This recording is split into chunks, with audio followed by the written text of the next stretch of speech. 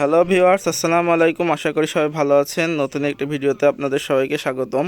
আজকে আমি দেখাবো কিভাবে আপনারা মিনি ইউপিএস ব্যবহার করে অনু রাউটার চালাবেন। বিদ্যুৎ চলে গেলে 8 ঘন্টার বেশি ব্যাকআপ দিবে।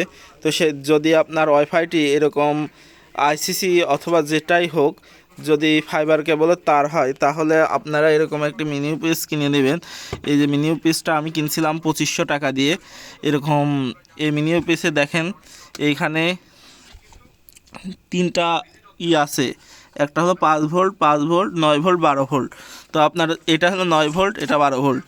আপনার অনু যদি হয় 9 ভোল্টের, তাহলে এটা দিবেন। রাউটার সবসময় 9 ভোল্টের হয়, এটা রাউটারে কানেকশন করবেন, আর এটা দিয়ে অনুতে কানেকশন করবেন। করার পরে এখানে যে পাওয়ার দিবেন, পাওয়ার দিলে পারে তখন আপনার অনু রাউটার দুইটা চালু হয়ে যাবে। এখন মনে করেন যে আমার কারেন্ট রয়েছে, দেখেন রাউটারটি চলছে। যদি আমি এখান থেকে চার্জিং কেবলটা খুলে ফেলাই, অর্থাৎ কারেন্ট চলে যায়, তাহলেও এটা চলবে, মানে রাউটারটা চলবে কোনো রিস্টার্ট হওয়া ছাড়াই। তো এই প্রোডাক্টটি কিনতে আমাদের সাথে যোগাযোগ করতে পারেন, অথবা দারাজ থেকে কিনে নিতে পারেন।